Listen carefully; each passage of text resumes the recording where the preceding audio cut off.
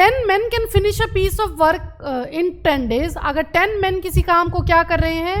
10 days में कर रहे हैं, और वही it takes 12 women to finish it in 10 days, लेकिन अगर आप वुमेन से काम करवाएंगे तो आपको 12 वुमेन चाहिए इसी काम को 10 days में ख़त्म करने के लिए। आपसे आगे क्या है कि if 15 men and 6 women undertake to complete the work, कि अगर 15 आदमी और 6 औरतें मिलकर इस काम को कर रहे हैं तो how many days will they take to complete it, तो वो कितना टाइम लेंगे इस काम को खत्म करने में। तो देखिए यहाँ पर मैन और वुमेन का अलग अलग यूनिट में दिया हुआ है, तो हमें इनको एक में पहले मर्ज करना होगा। तो हम क्या करते हैं, हमें पता है कि 10 डेज में ही 10 मैन काम कर रहे हैं, तो वो उतना ही काम कर रहे हैं जितने कि आपकी 12 वुमेन कर रही हैं। तो अगर मैं एक वुमेन का काम देखूं तो वो क्या है 10/12 मैन के इक्वल है ना। तो मेरे पास अब जो है वो कितनी वुमेन्स हैं 6 वुमेन्स हैं, तो वो कितना करेंगे 10/12 इंटू 6 काम करेंगी, तो 6 2 12 यानी कि 5,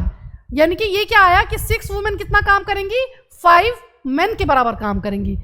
तो हमारे पास 15 मैन प्लस 6 वुमेन है, तो 15 मैन के साथ मैं क्या करूंगी 6 वुमेन की जगह पर 5 मैन को प्लस कर दूंगी, यानी कि 20 मैन इस काम को कितने दिन में खत्म करेंगे। ये अगर हमें पता लग जाए तो हमें पता लग जाएगा कि 15 मैन और 6 वुमेन मिलकर इस काम को कितने दिन में खत्म करेंगी। तो देखिए 10 मैन करते हैं 10 डेज में, तो अगर हम ये मैन को 20 बढ़ा दे रहे हैं यानी कि डबल बढ़ाया है, तो डेज क्या होगा डेज हाफ हो जाएगा, यानी कि 5 डेज में ये इस काम को खत्म कर लेंगे।